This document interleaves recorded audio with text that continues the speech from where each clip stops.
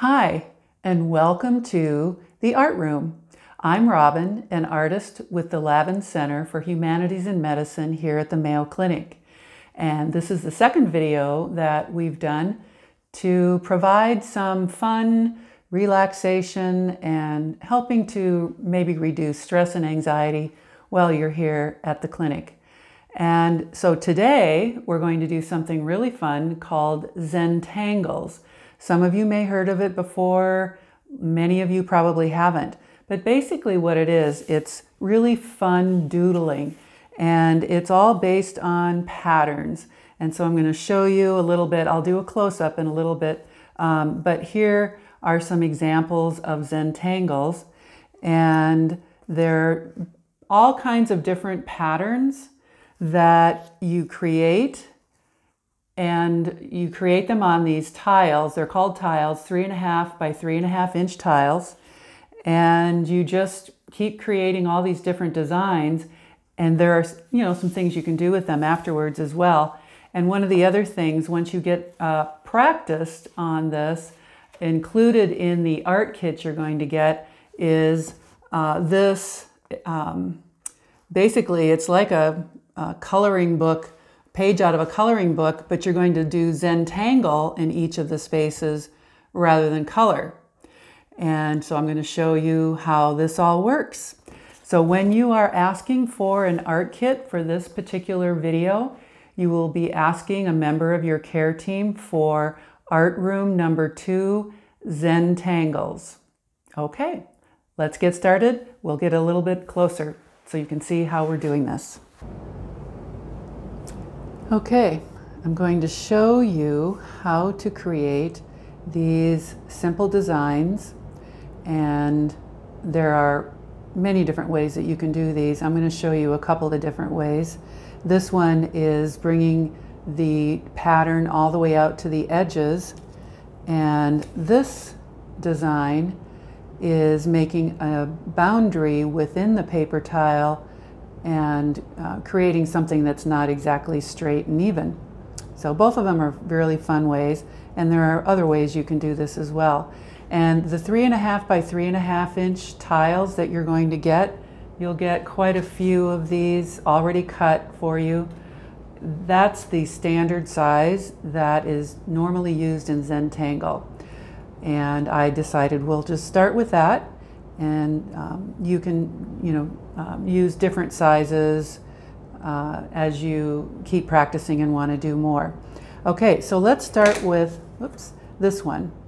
And the first thing that you will do is use your pencil, and there will be a pencil in your kit, also a pencil sharpener, and just make some very simple lines separating out sections of your tile. And I'm going to sort of duplicate what I did before, but it won't look exactly like that. And that's the thing about the Zentangles, is rarely do they look the same. Even if you've tried the same pattern, it's always going to look a little bit different because you've made these outlines a little bit different. So with this first design, I will begin by using the Sharpie fine point marker, which is also part of your kit. And this design right here, I'm just calling it tubes. And so you just start by making these tubes, and then add the second one. And as you meet up with the first one you did, draw behind it, and then just keep going until you reach the end of your border. You can make these as fat or thin as you want to, and they don't have to be exactly straight at all. Okay, so I'm going to put another one right here.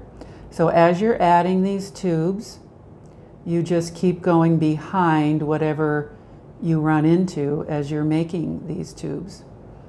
Okay, I'm going to put one over here, and maybe add, let's do one more here. Okay, And don't worry about, you know, going over the pencil border that you made. When you're finished with this, you can erase all of these border lines if you want to, or you can make them heavier and thicker as part of your design. I think I'm going to add one more here. Okay, and then you make a decision at this point. Am I going to color in the back space, or the negative space we would call that, or the tubes themselves, or the positive space? This is what we call this in art, in the art world. And so to make it like this, I did the negative spaces. So basically, I'm not going to take a lot of time coloring it in solid. I just want to let you know, show you how I did that one. So yeah, so then you can take some time to color all those in, and you'll have a design. Now there are things that you can do once you have this all colored in. You could, instead of leaving this blank, you could put circles in here, little bubbles, or you could do hashtag, hash lines, or gosh, there are all kinds of things you could do within that, and that would be you're creating your own design. Okay, so for now, this next design, the way that I did that was just started out by making zigzags. And just follow along the border that you created. And you can make these as thick or narrow as you want to. I'm going to make these a little bit thicker. Okay. And you can see how it got a little bit thinner at the end, and that's perfectly okay. Okay, so you just keep following that zigzag. Okay, and then the next step is lining up one of either the peak or the valley, I guess you could call it.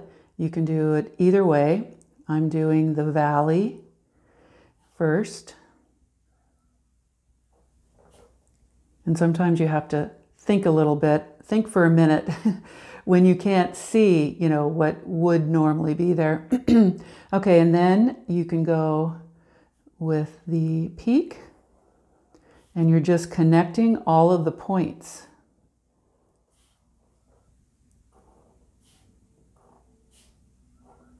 Okay, and in the design that I did over here, I decided to color in every other square.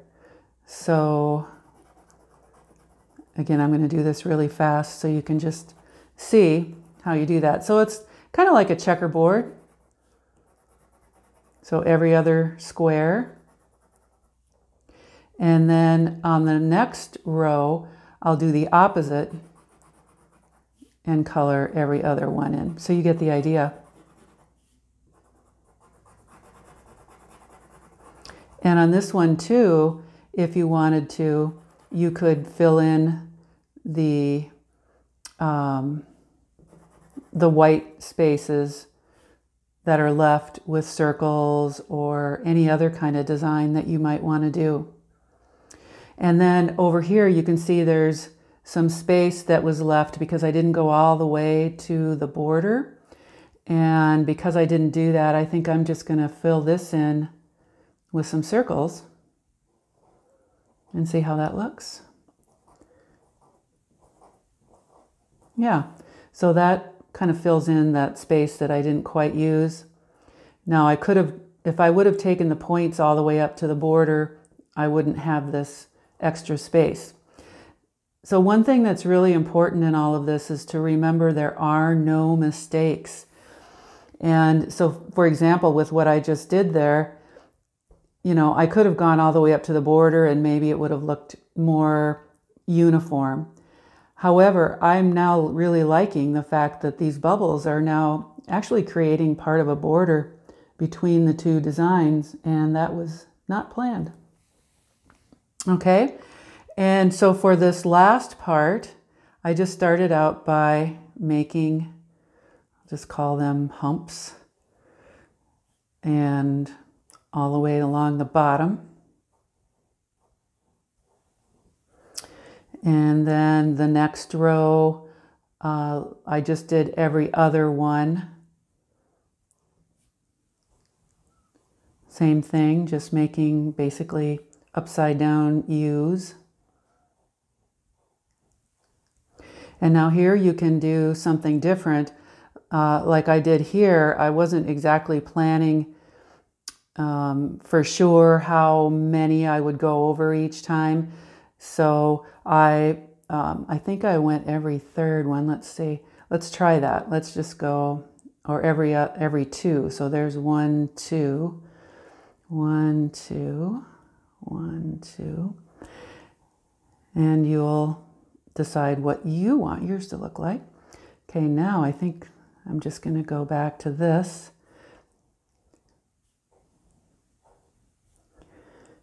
And do that. And then let's see, for this last one, I think I'm just going to go like that. So it kind of starts looking like a sunset. So now you just go inside each one of the hoops that you made. You just go inside following the lines, and you can tell right now I am not paying a whole lot of attention to, you know, how exact I do this. And again, that's really part of the relaxation, is you're just, you know, your mind might be wandering. You're just focusing on making these lines, and maybe you're listening to some of your favorite music, you know, so that can be add to the relaxation. So you can see how this works, and you just keep going until you have it all filled in. So it's really simple, and you'll come up with some of your own designs as you go. Now, to help you out, you will get this sheet of paper that has some examples of different designs step by step that you can try, and you might end up combining some of them, and for sure you'll end up making some of your own. So the only difference with this particular design is that instead of going all the way to the edges, I just made a border inside, just kind of squiggly, going to all 4 corners. Some people like to put a dot in each corner so that you have a reference, and just make whatever shape you want to. And then also you're going to, of course, section it off and see what happens. Yeah, so then again, you can choose some of the designs that are on the sheet. And when you're done, you can add little curly cues to the end if you want to, or you can even add, let me use the pen here to do that. You can even add little lacy edges around, make up your own kind of border. One design I do want to show you that's really simple, the spirals. You can make them as big or as small as you want to. And for this design, I did not mark the borders with pen, but you could if you wanted to have it really be obvious. So I just fill that in with spirals. And the fern-like image is kind of fun too. And basically, you just start at the edge, make little fern-like images, building one on the other.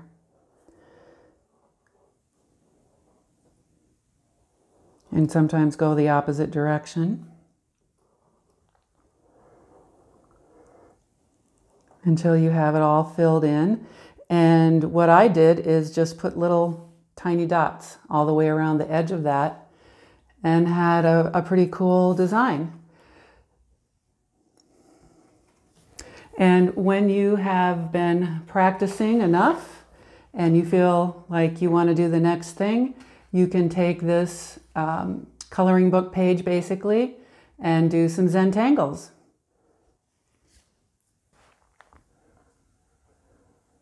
I hope you enjoyed your time in the art room today. And again, if you would like the art kit that goes with this video, ask a member of your care team for art room number 2, Zentangle. Until next time, have a very creative day.